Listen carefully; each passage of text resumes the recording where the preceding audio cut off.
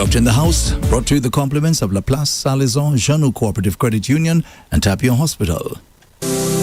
At Tapio Hospital, caring and competent obstetric consultants will see you safely from prenatal care through delivery with a team of excellent pediatric and anesthetic support. Tapio Hospital, where the patient's safety comes first.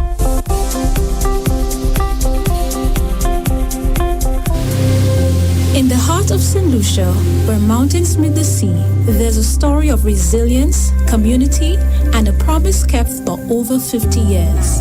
Jeune Credit Union has been a pillar of support and a friend. Together, we've weathered storms and celebrated triumphs, from sponsoring local events to supporting education. Our motto, together we can move mountains, isn't just words.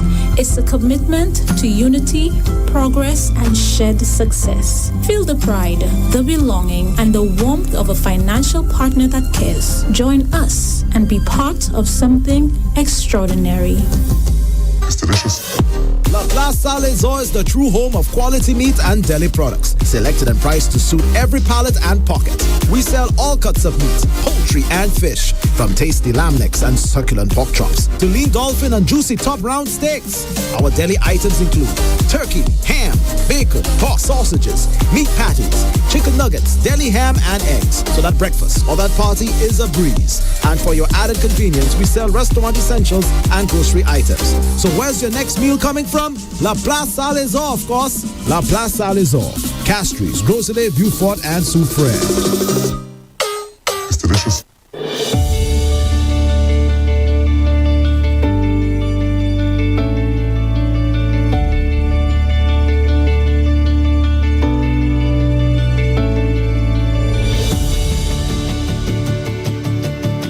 It's now time for Doctor in the House, live on REV-UP St. Lucia with Dr. Leonard Surage. Dr. Surage, a very good evening to you.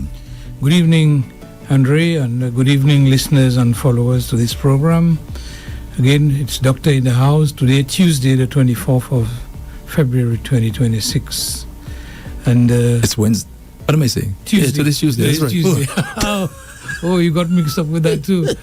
We must stop giving you all holidays. Actually, I got it right early this morning, Now I went back to the old school. Everybody get confused. So yes. Today's the 24th. No longer holidays. Yes, today's the 24th, Tuesday. Right. So today, this year, for those who may or may not know, is designated as Year for the Male, Year for the Man. I think so. I think the WHO, one of these big entities that describe this year as the Year of the Man. So what's the thinking behind this designation? Well, I suppose to give more attention to male activities, male well-being, etc. And of course, we are just passing independence. So we, as a small nation, must begin to fend for ourselves and develop our own policies. That's what our independence is all about, so that we can charter the way forward for our lives. From that perspective, I decide today I'm going to do something on the marginalized male. You know what's a margin, of course? Well, margin is a line that separates things from one another. And when you're marginalized, you just get put on the edge. You're not in mainstream anymore. So I want to explain that so that we don't get mystified by the big words. So the marginalized male is a male that is basically not in the main line of things. And to have a definition, they say a marginalized male, it is excluding the male. The male feel excluded from opportunities. They feel that they are not getting as many jobs as they would have liked, and they also needs emotional support, and there's a tendency to have low self-esteem, frustration, and helplessness. Now, it is not the fault of the male as such. It is generally the struggles that the male have in our current society. So I think the marginalized, in fact, I got exposed to that long ago when I was president of the Medical Association, and we had a gentleman called Mr. Walker. I think it was Errol from Jamaica. He's a professor in education, and he wrote a book about the marginalized male. And he came to St. Lucia at our invitation and gave us a talk about what it is. So it's nothing new. That's like 30 years ago. Mm-hmm. So the marginalized male, the concern about the male not... By the way, yeah. when you compare 30 years ago to today, are we any more marginalized or less? I think more marginalized. Because, for example, the growing gender gap is showing a trend whereby, in terms of academic achievement, the young males are lower than the females. In terms of school completion, they have a lower grade than a lower level of completion than the female. In terms of university enrollment, they have a lower enrollment than the female counterpart. Employment readiness, they have a low level of readiness than their female counterpart. I'm just comparing the male and the female. Mm-hmm. And involvement in crime, they have a higher rate of involvement in crime than their female counterpart. And mental health struggles, they have a higher level of mental health struggles than their female counterpart. And homicide victim, as you may have seen in the news most of the time, Males. almost all the time, the males are much more in the limelight when it comes to that. In fact, males are more, by far, the perpetrators and the victims. Mm. But let me ask you, these studies, do they give any reasons as to why that is so? Is it the system that's set up against, sort of tilted? As we go along, it is part of what I'm going to say, so I'll tell you. So this growing trend of male disadvantage, it affects the family, it affects the community in which they live, it affects the national development thrust, the crime rate, and the productivity, economic productivity. So all these are part of what makes it such an important thing. Okay, it is said that maybe the reasons that have been put forward, the root causes, they say, it could be a lack of male role model in school, the role model for males in school. They even said the style of teaching, engaging the boys. They're labeled as troublesome from early o'clock, and therefore that when you throw negative vibes at somebody, they tend to get more likely to be negative. And there is more punishment rather than reconciliation when it comes to the boys. So there are many. These are what they call the core reasons. Of course, they are under tremendous pressure. There's always a stigma about seeking for help, and they tend not to look for help. And as you can see, in society as it exists, you'll find a lot of the young men are more idle. They're more around. If most times they don't have a job, most times they don't want a job. Mm-hmm. And so we have to factor that into it. And there is a growing dissent about the system. And because they are not benefiting from the system, they feel that they have been left out. And like everything else, as was said, when you feel left out, you're more likely to engage in very obstructive and destructive behavior. And the brighter ones will be more troublesome because they are more innovative. You would have thought differently, but they tend to have, they plan better.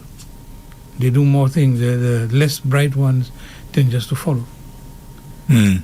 So seeking for help is an issue. Now, when you look at the implication of low job opportunity, that gives rise to low unemployment, it gives rise to frustration, it gives rise to lack of self-esteem. And one of the few things they mentioned, apart from the role model, is a male role model at home. that feature is quite strong in this. And these research are coming from, that is basically the Caribbean type of demographics they're looking at. And I think that, so when you look at these kind of figures, it worries us that why is this thing not being addressed? Or if it is being addressed, I'm not hearing about it. In terms of the what is being done about even the unemployment, although the males tend to have more of a menial job than the females. And if you look at the professional, there is some data on dropout from school and that kind of thing, that they're more with the male. And even in terms of drugs, taking drugs that are affecting your mind, etc., the boys are more likely to do it than the females. So there is every reason for us to see that addressing the issue of males, young males, 15 to 35, is an important issue that needs to be put on the front burners. Because, well, Dr. Surage, if 30 years ago you were following this whole issue of males being marginalized, and you said that if anything, it's gotten worse.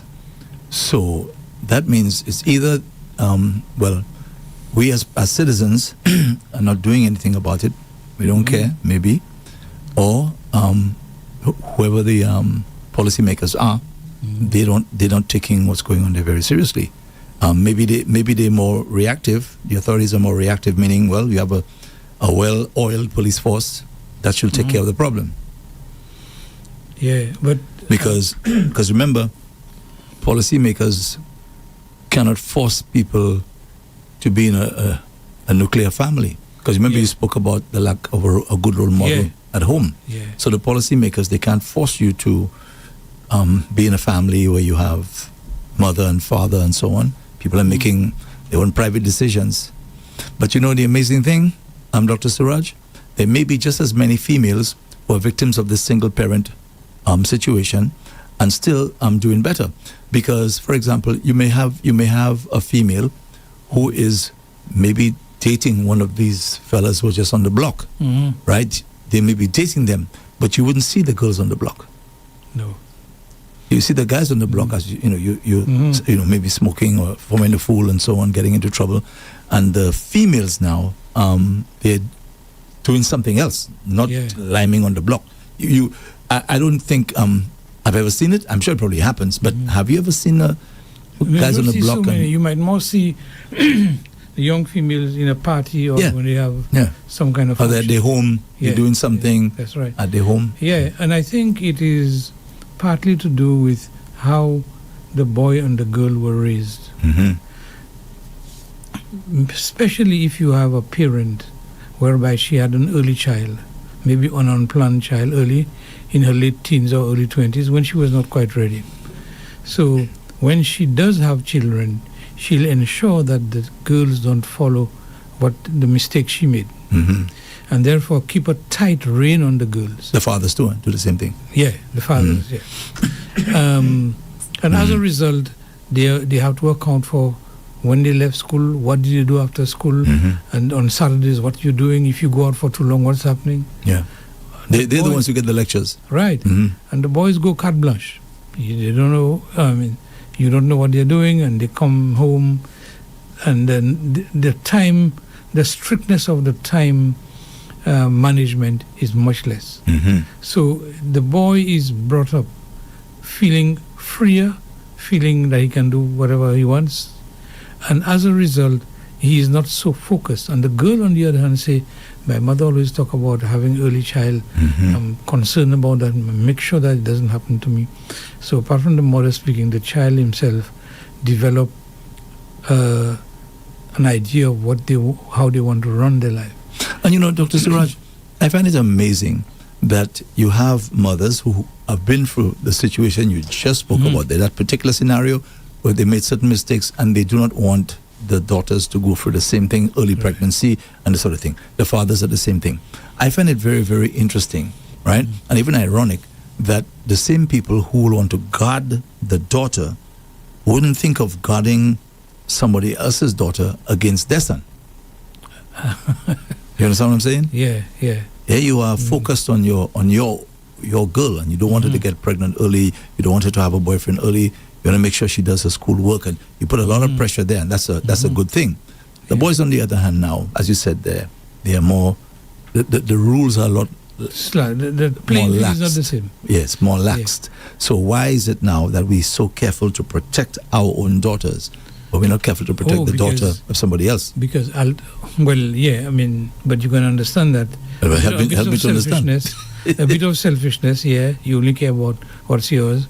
But remember also, if the boy has a child out, it's not a big dent on him. However, the family of the girl with which he has a child has a lot of adjustments to make. And priorities change. That's true, but the same would apply to the girl for the other house, right? Yeah. Well, I think you're asking for a much higher level of accountability from the boy. That's correct. Yeah. And I think, just like you say, what do you want for yourself? You shouldn't want it for your neighbor. Exactly. But we have not quite reached that level of balance or fairness. I think we are still a little more like, well, I only care for what's mine. Mm-hmm.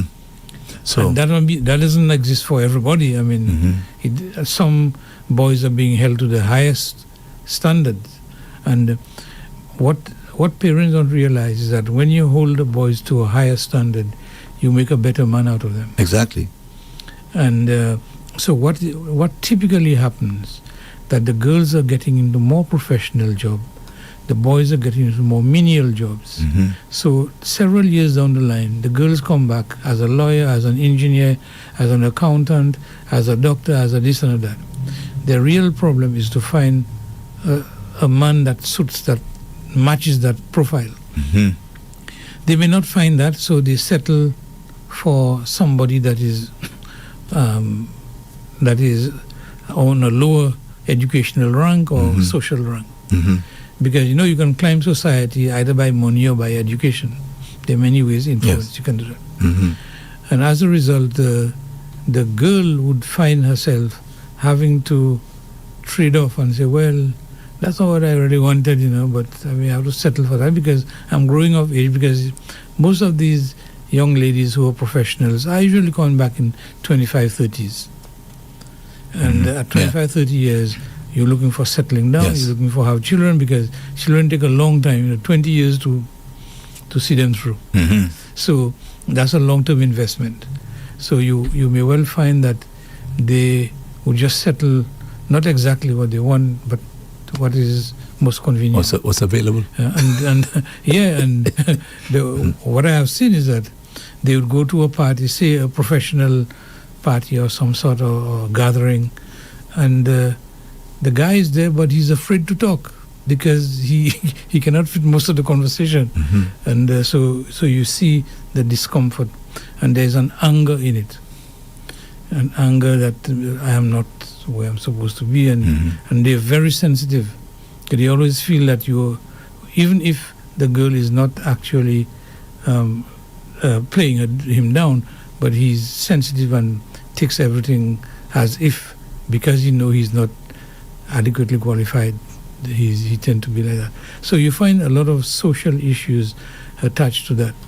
Not to mention the crime, which is a growing concern to us, the number of crimes committed, etc.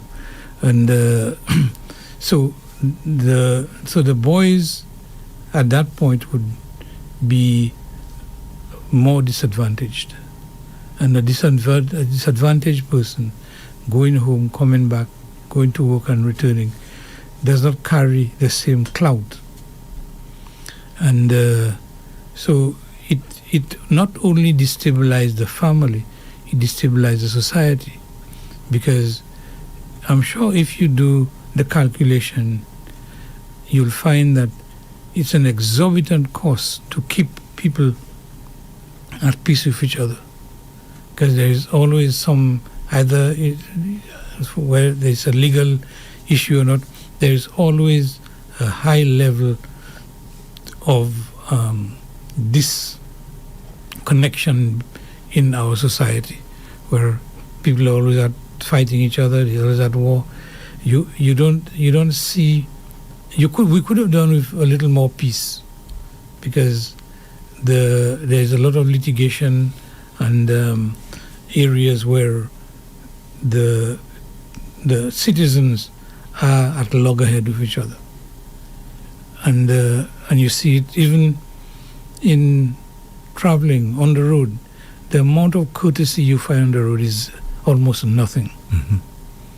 You know, and because the road is for both users, and you'd find that you'd have expected them, knowing how the rules of the road, to be able to drive with a certain amount of courtesy. But certainly I don't see it. And so Very, very little. very, very little. Mm-hmm. And all that forms part and parcel of the destabilization of the society because of the marginalization of the boy in the house. And I think that you were saying that 30 years I've been Monitoring, following. monitoring that, Mhm. and why you have not seen a plan. But I am saying that the members of society must agitate, and like a media like this one is where we begin to sensitize the general public as to what can happen. It's unfortunate that whatever the public want is not directly linked to what we ask our politicians, because most times things happen, development happen, is a vision of the politician that make it happen. Mm-hmm. It is not a mass decision from grassroots. That's true. That say, we want a bridge, or rather than the bridge, we prefer a preschool. And then you get a preschool. Or you look at your community and say, I think here we need a health center, rather than a supermarket. And then you'll see that happen. So there is no nexus between what the community needs, what they want, and what actually happens. Mm-hmm. And I would say that I would like to see a 15-year plan for children, growing of children from the year 1 to year 15, and to begin to teach them proper schooling, Montessori schooling, because I have had my daughters there, and I think it's an excellent idea. Although me as an ENT doctor should not be the one looking at talking that kind of discussion. That should be the social scientists to be involved in that, and those who care about our society. But I am saying that I would like to see, so that when your child has gone through this level of understanding and training, at 15 years or 15 years down the line, you pretty much have a new nation that will be more looking at progress, developing themselves, developing the country, and so forth.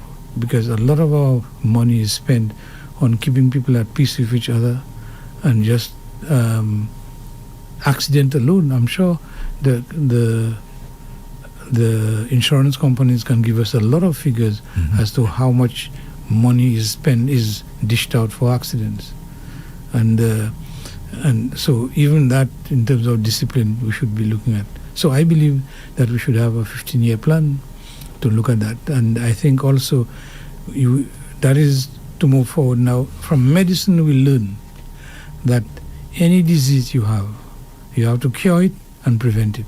So curative and preventive strategies must go together.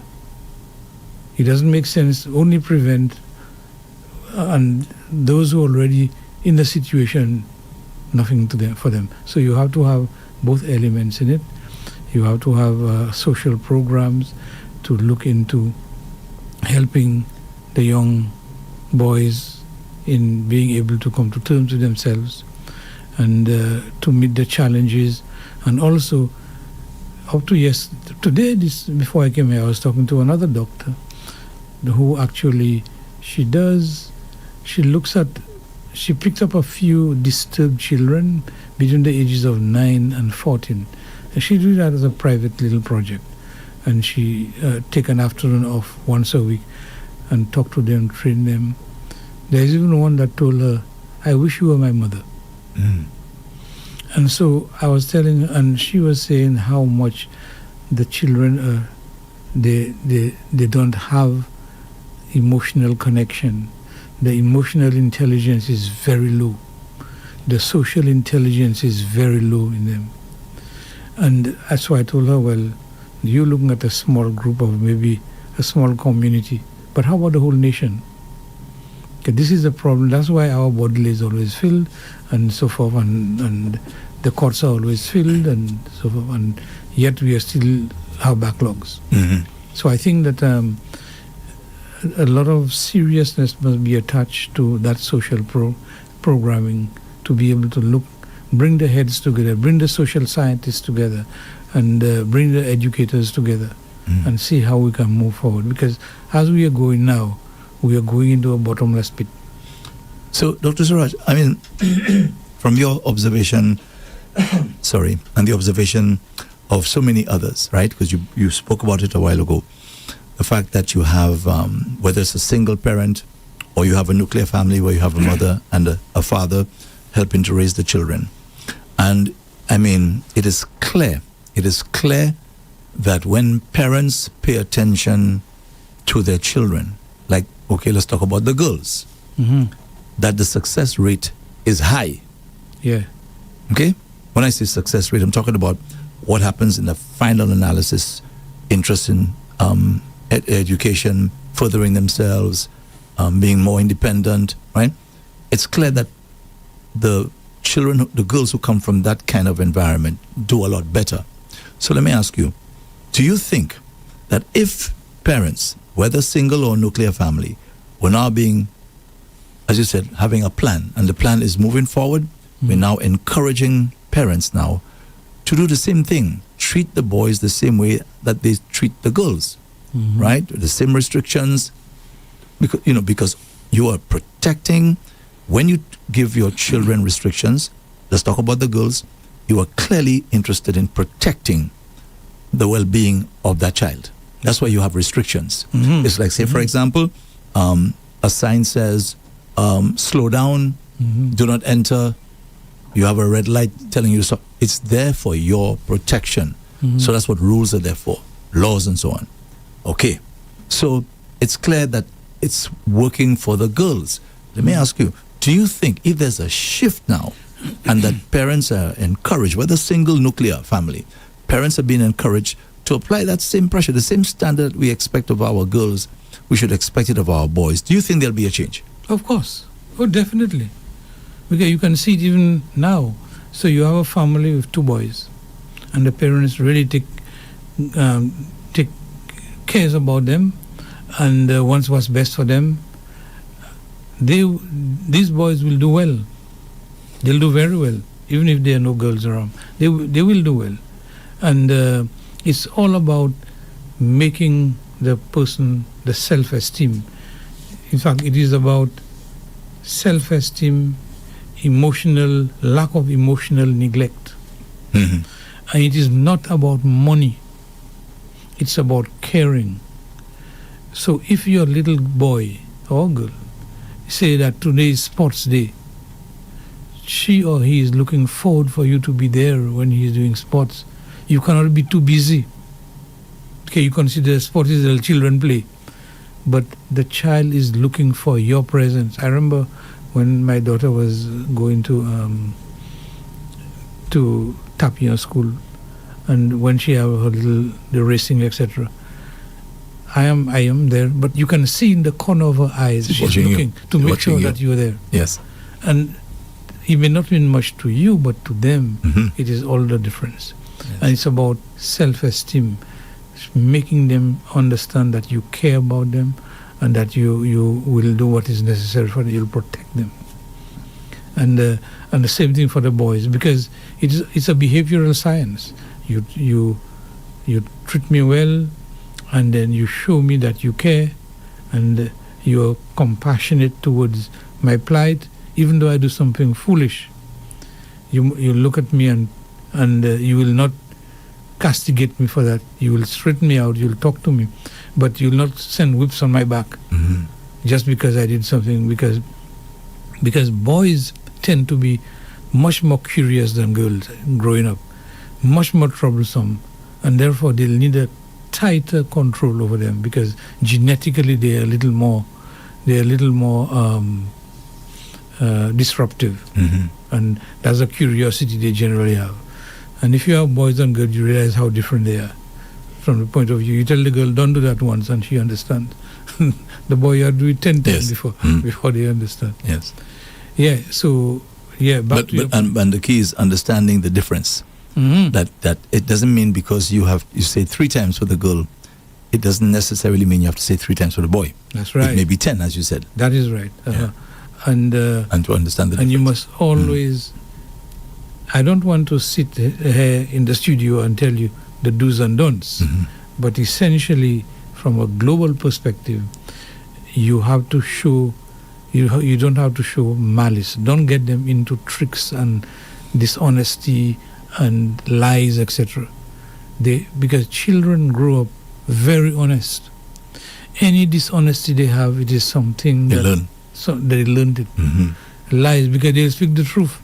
They may not have the social intelligence to know what will hurt you, but they say it as it is. That's true. And you'd see it all the time, because they don't have that network where they can say, "Boy, am I offending this person?" Yeah. Well, if something is hurting them, they say it's hurting them, and so you find that they're truer, they're more honest. That is true, Dr. Surage. I mean, think of it. If an adult has to do the unenviable task of telling somebody that their breath is not nice, you have to work on this. You have to think about it and figure out how you're going to say this thing to the person without hurting their feelings. You see, a child, there was a video one time of a child, I think Santa Claus, she was sitting on Santa Claus's lap, and Santa Claus looked in her eyes and talking to her from very, very close, and saying, whatever he said to her, blah, blah, blah, blah, blah. And he asked her, what do you think about that? The child said, Santa, your breath stinks. Yeah. Straight. She didn't have to think about it. How do I not hurt this man's feeling? Santa, your breath stinks. Yeah. So you can work on the social ethics on that, but you must not lie. And I see even now, I mean, our bar is so low, it's amazing. I have seen ads that clearly show a lie, and the ad just go on, nobody say about it. There's one particular ad of somebody borrowing tools, etc. And he said, no, my husband is not there. Yeah, sorry. The husband is there. So the audience... True. Yes, I saw that, and I thought the same thing. So I'm saying that, and the thing is, nobody says anything about it. The extent to which we have accepted that. And I remember when there was this investigation about, I think it was the time of Dr. Lewis, and when the judge from Trinidad said St. Lucia has an indifference towards corruption. So, in other words, there's an indifference. It doesn't matter whether you steal or you don't steal, man. Take what you can get. One time I remember there was a vox pop. A vox pop is when, they go around asking people a certain question and so on. Yeah. And they asked, the question was, what would you do if you were Prime Minister? And this person, bold face, never a bubble. Say bold face. Yeah. So that is the extent to which dishonesty has been imprinted in our mind. Yeah, you felt no shame about it, For bubble. But you hate it all the time. When you hear somebody maybe defrauding government or defrauding, they'll say, that's a kid him chef like poshly. That's true. So these things, we take it for granted, but these are the things that imprint on your mind and that make people behave the way they behave. And the ad you're talking about, Surage, the guy who comes looking for the tool, his name is Anthony. Yeah. I actually remember the name. Oh, you remember the name? That's right. Yeah, I've always found that to be... And I thought the same thing. Little you actually thought so? Yeah, little bold-faced line. Yeah. and the guy, and notice also about it says something about the society, Dr. Surage. The That's guy what I'm now saying. is hiding. Instead of him being the man and going out there Yeah. and fixing the music, Yeah. the lady sent the lady to do the dirty work. Because you could have said, look, my tools is for myself and this and that. Exactly. Every time I borrow a tool, something Yeah. happens to it, and so therefore I'm unable to give it to you. Yeah, he stays in the background. So the honesty is not there. And I think that this is permeating through society. Well, the honesty is one part, but also being assertive. Yeah. Right? Yeah. He's not been assertive at all. He's Well, like what they call the sort of assertive- The passive. assertiveness is that, so not everybody is as bold as maybe you are. And some people, they don't want to offend people and don't want to say no, or they really mean no. There are some people who are like that. But Well, that's the problem, Dr. Surage. that's a problem, eh? It's a problem. But so that in that case, you send the wife. But To do the dirty work. don't tell the person to go and lie. Say, you know, Now, I wonder in real life, Dr. Surage, how a lady feels after doing something like that and looking at this guy and saying, look what my husband or my boyfriend going to ask me to do there, you know. The man like a little coward. Yeah. You know, it gives a bad impression of the male. Yeah. You know, so the female will look and say, look, what quality of man I have. Exactly. That I have to be hiding behind my dress. Dr. Surage, let's take a little breaker. Okay. And when we come back, we'll open up the lines. Right, okay. Okay, so this is Doctor in the House live with Dr. Leonard Surage on REV-UP St. Lucia 95.9 FM, brought to you with the compliments of La Place Saint-Lézon, Jeannot Cooperative Credit Union, and Tapio Hospital. Tapio Hospital Radiology Department offers 24-hour service. We provide you with X-ray, CT scans, and ultrasound imaging using the most modern equipment that produces the best images for your medical attention. Call the Radiology Unit at 459-2201. Tapio Hospital, where the patient safety comes first.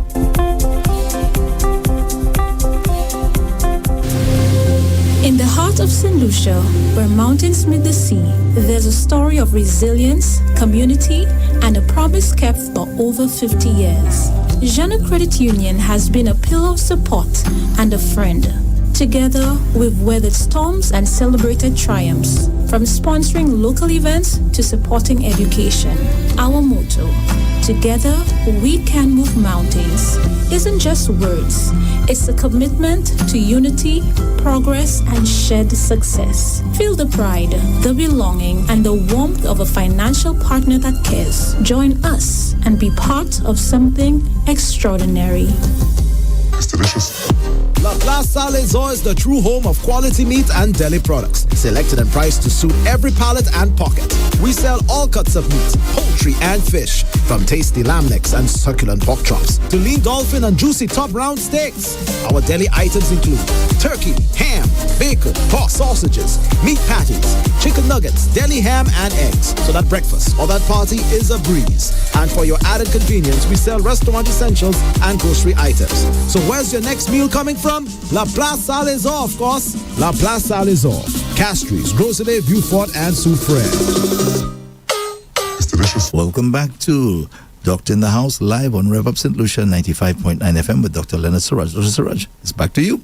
Thank you again, Andre, and the listeners and followers. Thank you very much for staying on. I would like at this point to invite you to participate in the discussion with us. And you can call us on the fixed line at 572-9710, or you can shoot us a WhatsApp message at 287-0971. So looking forward to hearing from you all. Let me just get the numbers again. The fixed line is 572-9710, 572-9710, or you can WhatsApp 287-0971. WhatsApp is 287-0971. We're having a very interesting discussion here about the marginalization of our males. Yes. Yeah, so again, what they are saying is the way to approach that is to have more male teachers, because most of the teachers are female, get more mentoring classes, and have more guidance for parents raising children, boys and girls. When you say more guidance, like what do you mean? The do's and don'ts. Oh, okay. Okay, shouting at them. Don't discipline them when you're angry, because you might overdo something. And talking about that, Dr. Surage, do you think the boys are the ones on that end of that particular stick you're talking about there, the excessive discipline? Yeah. Do you think the boys get more of that than the girls? When you say discipline, you mean corporal punishment? Yes, that sort of thing. I think they would more likely physically punish the boy more than the girl.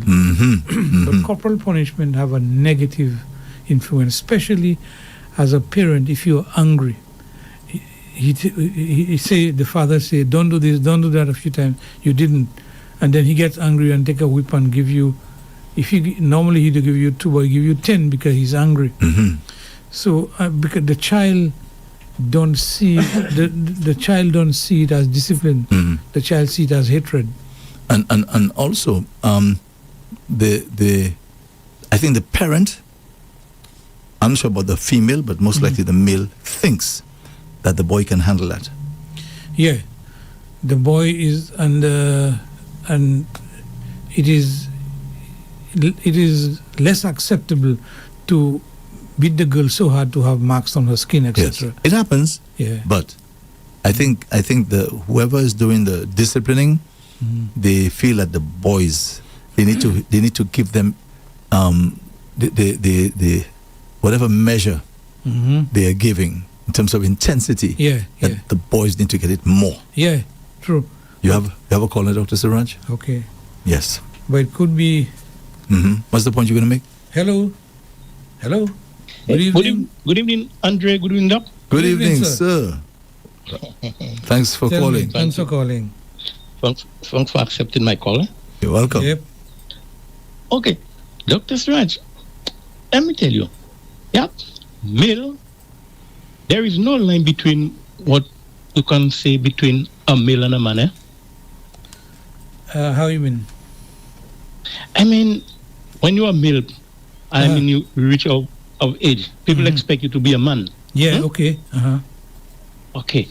Now, I mean, I don't know who came up with this thing about the year for the male, but we're still marginalizing our male, you know. Because, for example, if you see a man and a woman carrying the same load, you know you're quicker to help the woman than the man. That's right. Of course, because the woman is less strong physically.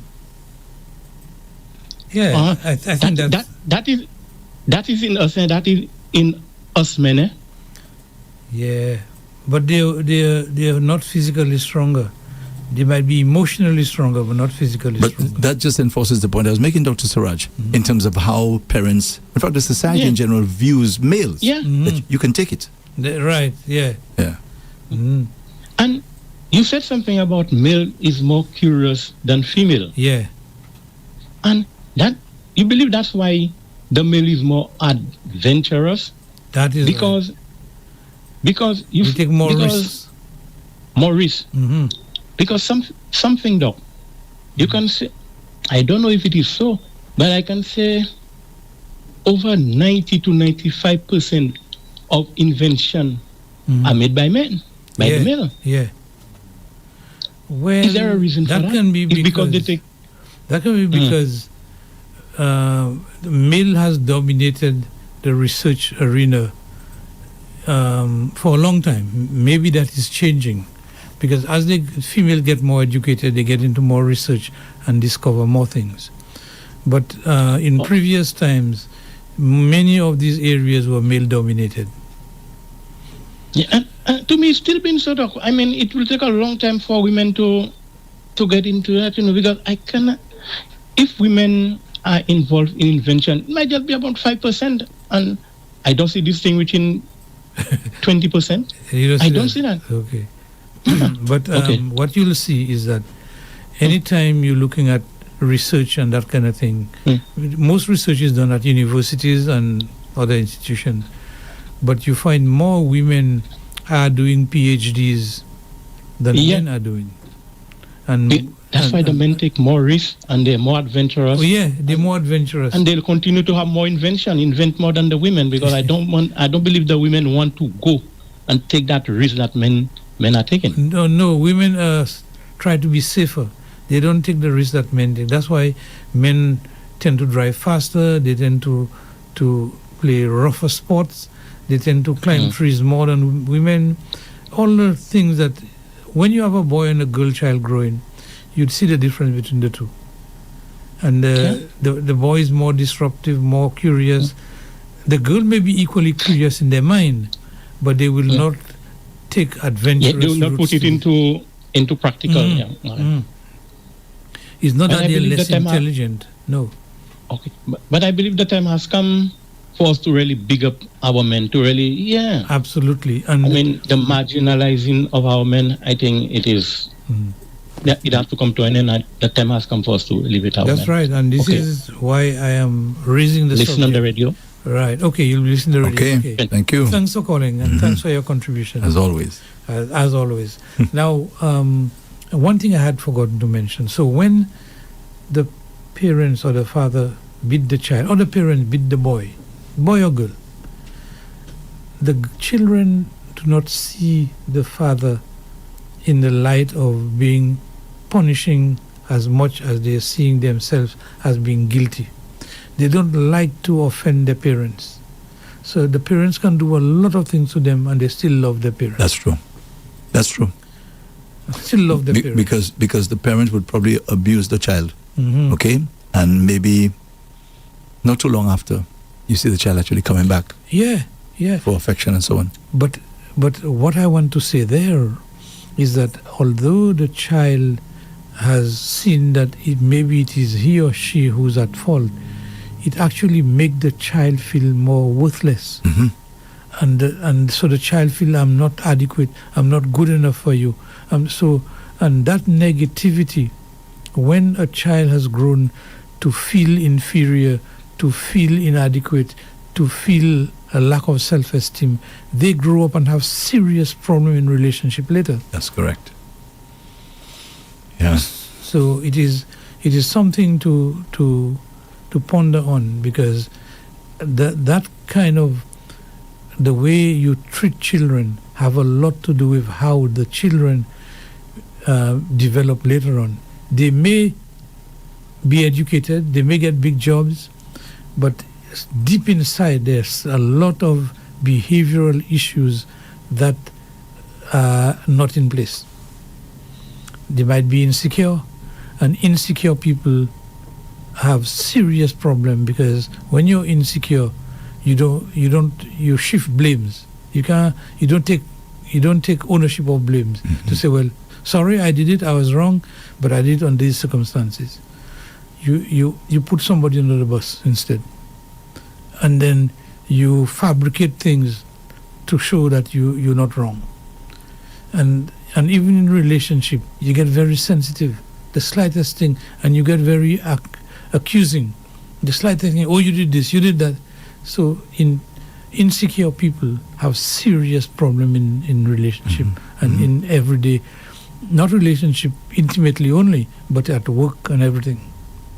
They have, and you can know the personalities, and they would first of all say, hey, not me, I didn't do it.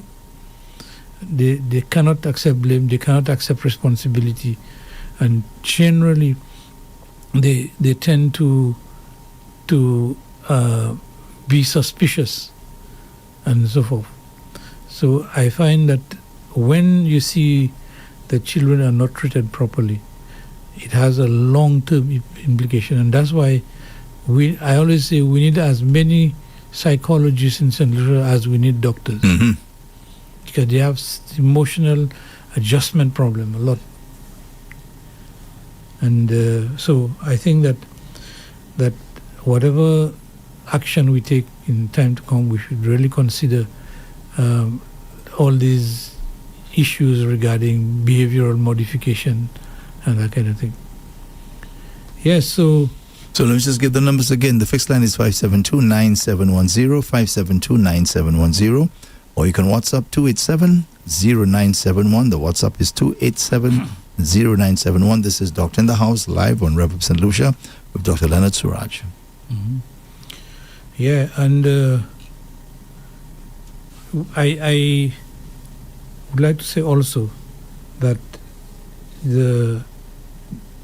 when a child carries an emotional scar. That scar is more dangerous than carrying a physical scar.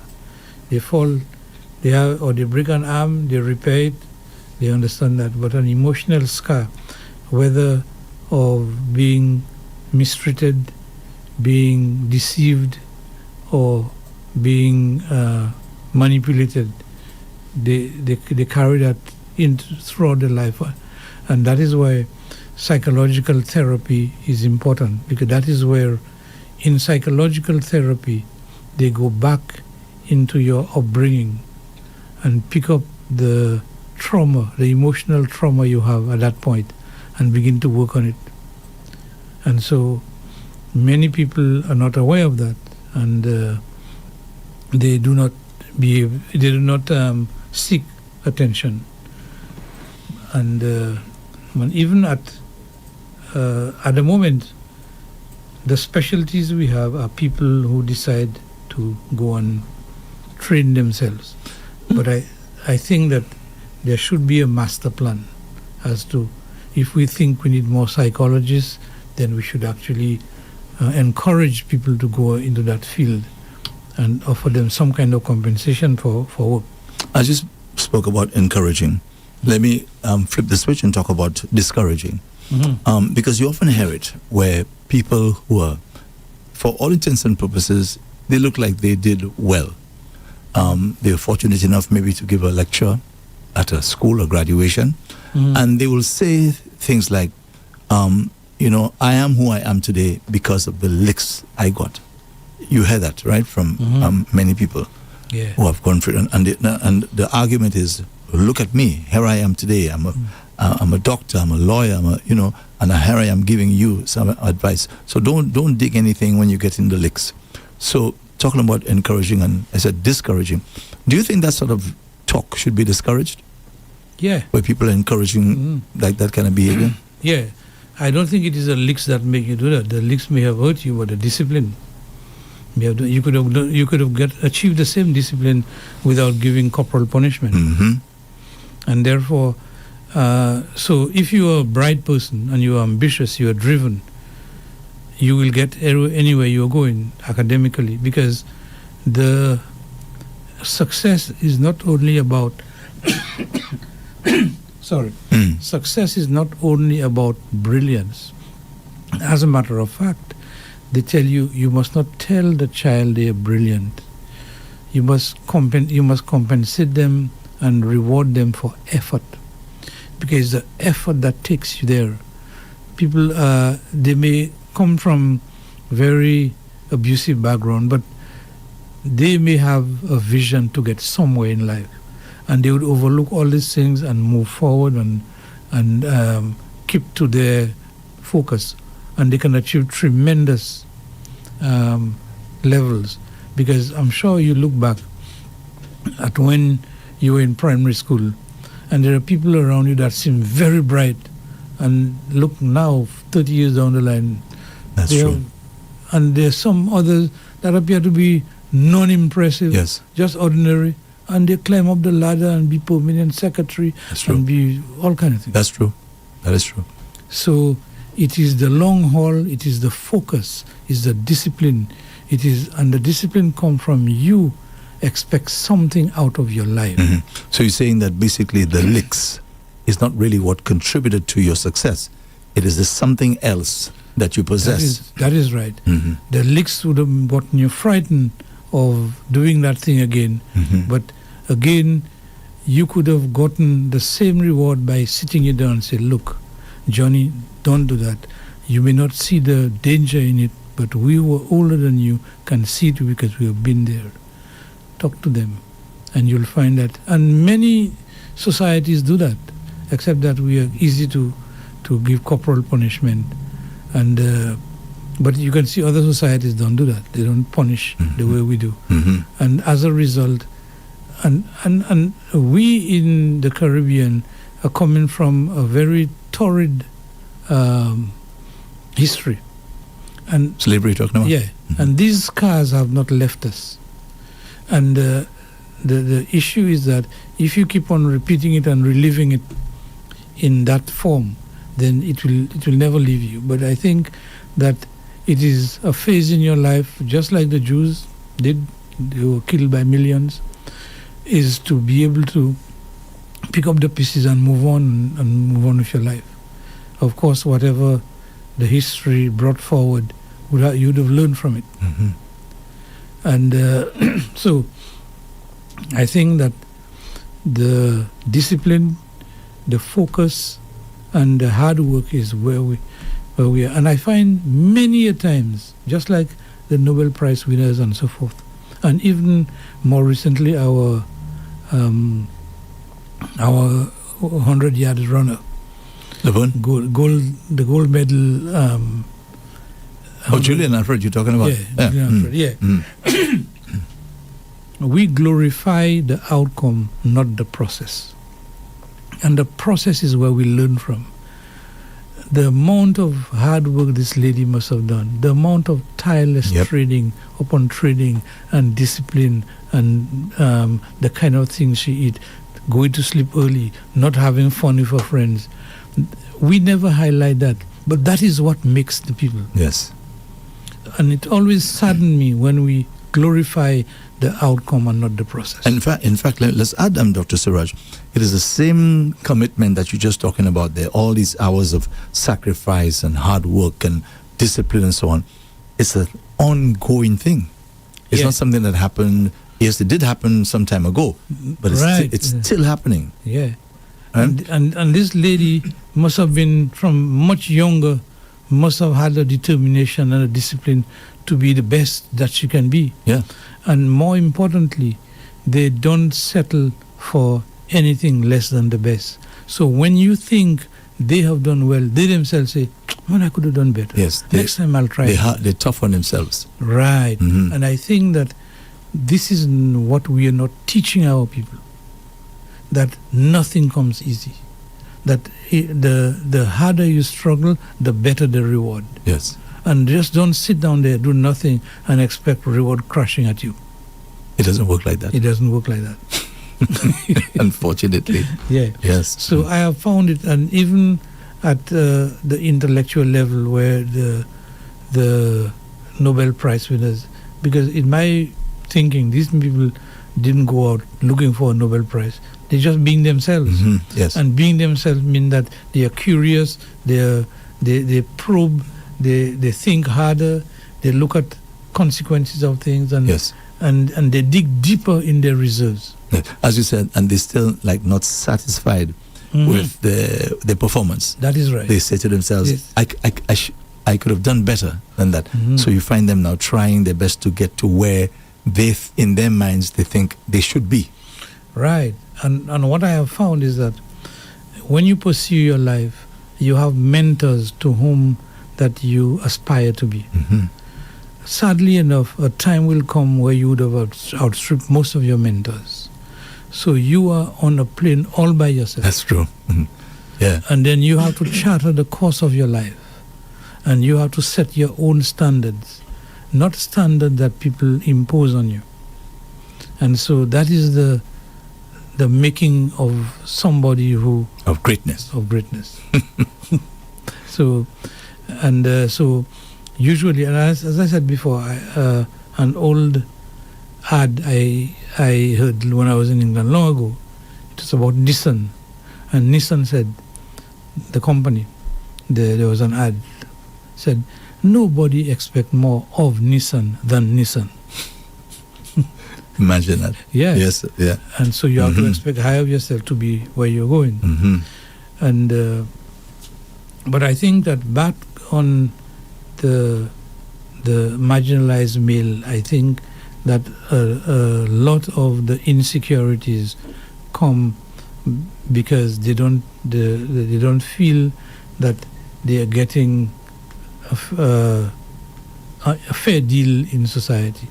And you'd also appreciate that growing up as a young boy, as you turn, and the caller began to make reference of it, as you turn from boyhood to manhood, there are a lot of changes that even the psychologists are working on to see what the people go through. All of us would have gone through it at some point in different ways. But to to come of age or to grow from boy to man, you have to question yourself on a lot of things. You have to know what's expected of you.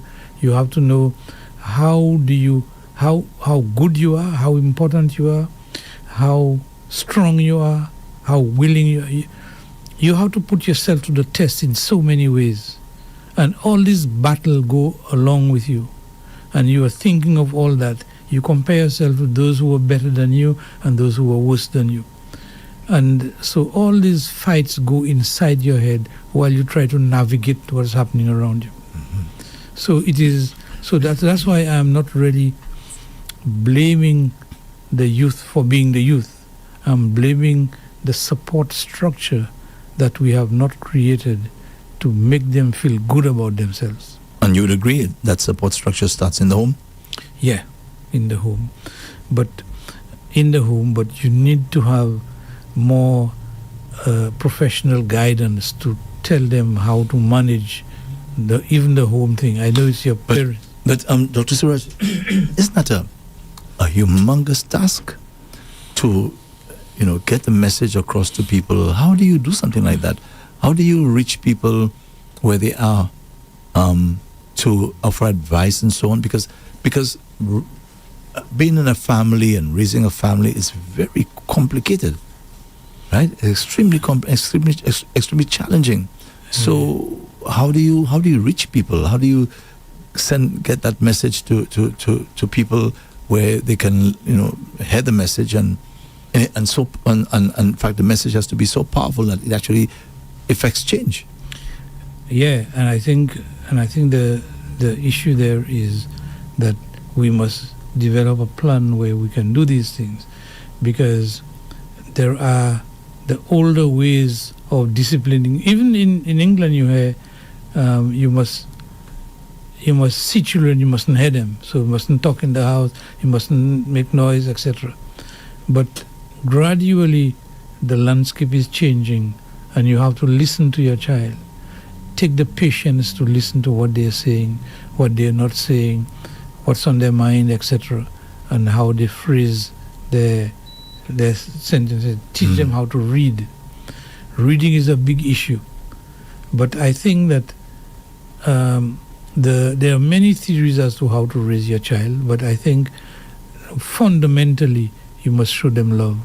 You must show them unconditional love. Not, I love you because of that. I love you no matter what you do. And don't disappoint me. Don't do bad things that will be... So you give them guidelines. And there are things you must tell them that even though they are rebellious and say, well, why should I do this? Why should I not sit on the edge of the table? I say don't sit on the edge of the table because you might fall. You have not fallen, you don't know. So you don't think you'll fall. But those of us who have been there know. So they would have to be a little attentive to listen to you, and they would have to know that when you say don't do it, you don't do it. We in our society have no respect for law and order, and that should not be. We should by now so know that if you shouldn't do that, you shouldn't park, no parking here, there. You must not cross the double white line on the tunnel. There's no way you should do it. Imagine, Dr. Surage, there are times a sign would be clear, right? The police would erect a sign that says, do not enter. People still enter. Yeah. I've seen that so many times. Even in town, I see it all the time. Yeah. But I'm saying that so it is a lack of discipline, and it's getting worse. The more the society, without checks and balances, and infuse a set of resources to reverse that, you'll find it will just continue getting worse. You escape with what you can escape with, and if they catch you, well, bad luck. But you do it. And the more you engage in disrespecting the law, the more trouble you have to reverse that. So a strong sense of law and order must be exercised. And stiff penalty, because people no matter how much you tell them, don't do that, don't drive fast, today is weekend, we just passed the independence Day. So take care of yourself. Be careful on the road. The people you are saying that are not the ones who were hearing it, are not the ones who do it. They do the same kind of maneuver. I travel before Castries twice a week, and if I happen to be coming in late, it's almost like trying to fend for your life. They drive reckless. They drive onto you, and you have to pull on the side. All manner of things, and it's not getting any better. Yes. So I think we have serious issues, and again, the male are the main perpetrators of that kind of thing. Yep. Okay, Dr. Surage, we have to wrap it up. Are we wrapping up now? Well, yes, yeah. Listeners, thank you very much for participating in the program and listening. And I hope that there was a message I could have imparted on you during that time. However, we must proceed with trying to give our young boys a better deal. Thank you very much. Okay, and thank you, Dr. Surage, as always, for your service. Have yourself a good night and get home safely. Thank you. You're welcome. So you've been watching and listening to a live program hosted by Dr. Leonard Surage called Doctor in the House, heard and seen on REV-UP St. Lucia every Tuesday from 6 p.m. to 7 p.m. So join Dr. Surage again next week, Tuesday, same time, for another Doctor in the House. And Doctor in the House is brought to you with the compliments of La Place Saint-Lézon, Shano Cooperative Credit Union, and Tapia Hospital. At Tapia Hospital, we operate a 24-hour emergency service for all your urgent healthcare needs. Our qualified medical specialist will be on hand to ensure that you receive the best of care. Call us at 459-2617. Tapia Hospital, where the patient's safety comes first. In the heart of St. Lucia, where mountains meet the sea, there's a story of resilience, community, and a promise kept for over 50 years. Jana Credit Union has been a pillar of support and a friend. Together, we've weathered storms and celebrated triumphs, from sponsoring local events to supporting education. Our motto, together we can move mountains, isn't just words.